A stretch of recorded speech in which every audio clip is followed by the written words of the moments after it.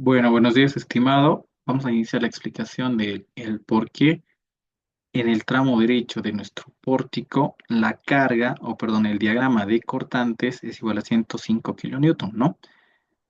Vamos paso a pasito, ¿sí? Inicialmente expliquemos de qué se trata nuestro pórtico.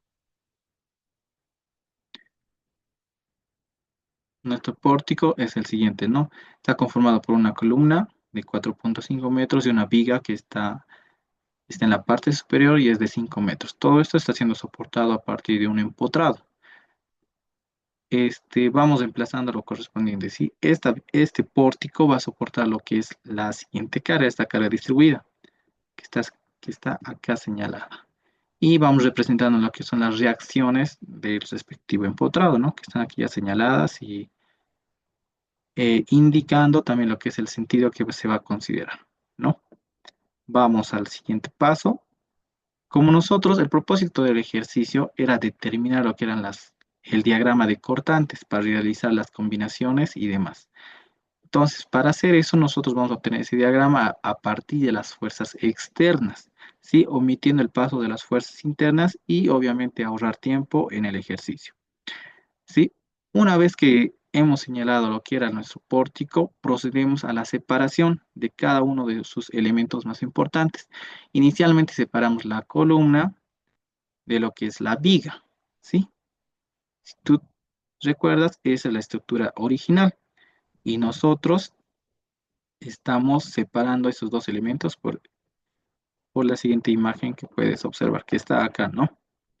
Al momento de nosotros separar lo que es ese pórtico, esa separación eh, hace o provoca el nacimiento de fuerzas internas, ¿no?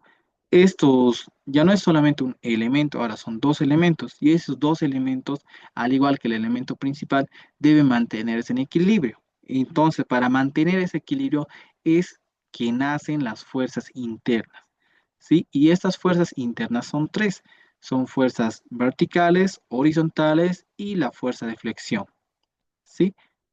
Ahora, hay que diferenciar lo que es esta separación de un elemento junto a la separación de unos elementos por articulación.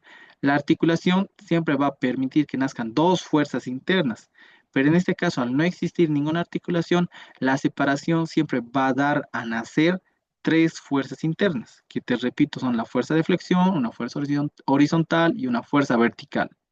¿Listo?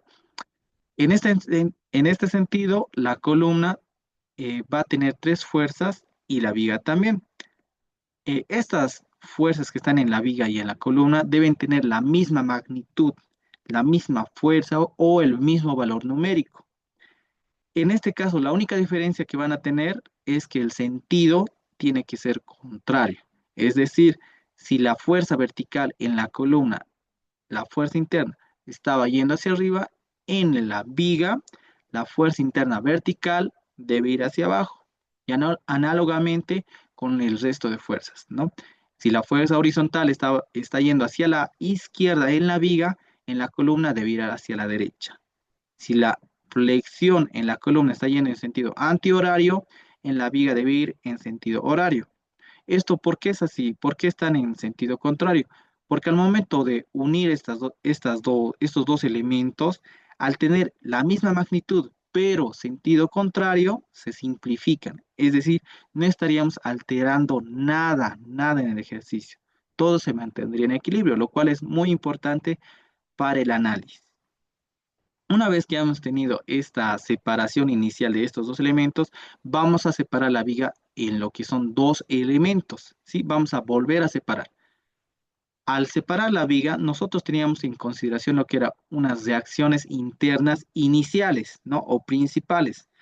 Esas reacciones se deben mantener al momento de separar lo que es nuestra viga, ¿sí? Para obtener las fuerzas, el diagrama de fuerzas internas.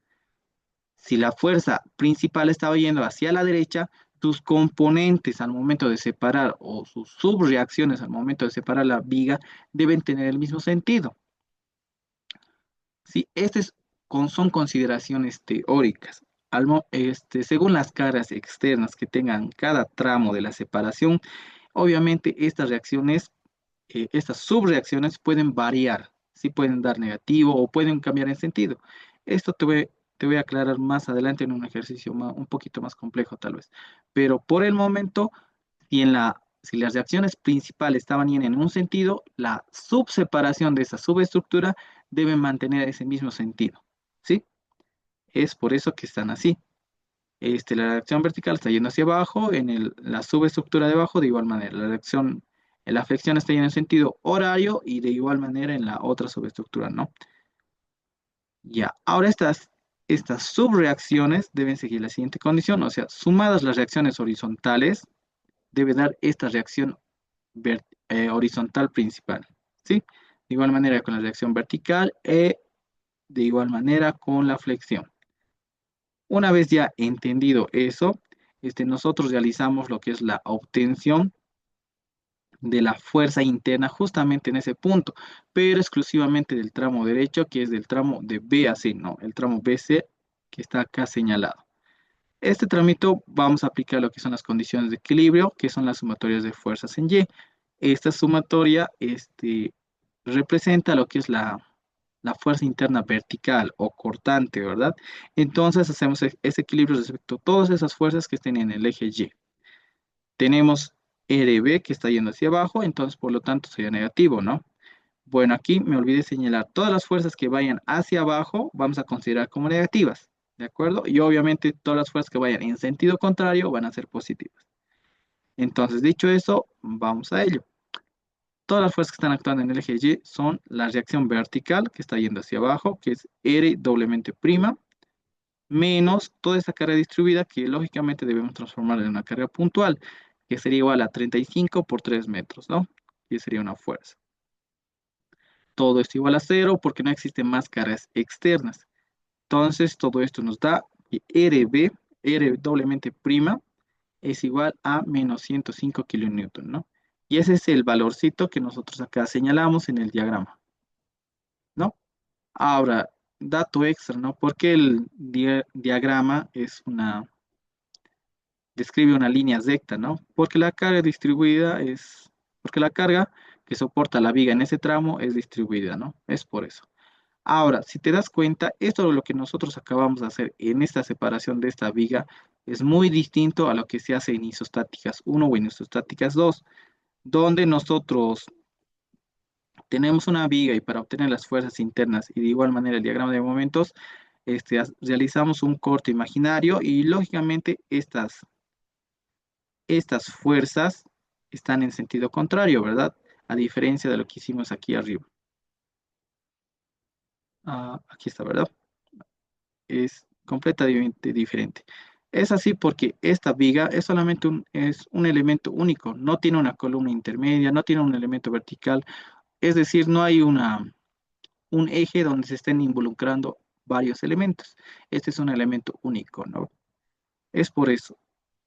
Y esa es la explicación del por qué la cortante en el tramo BC de nuestra viga en nuestro pórtico es negativo, es menos 105 kilonewton. No, para cualquier consulta puedes escribirme o dejarme algo en tus comentarios. Gracias.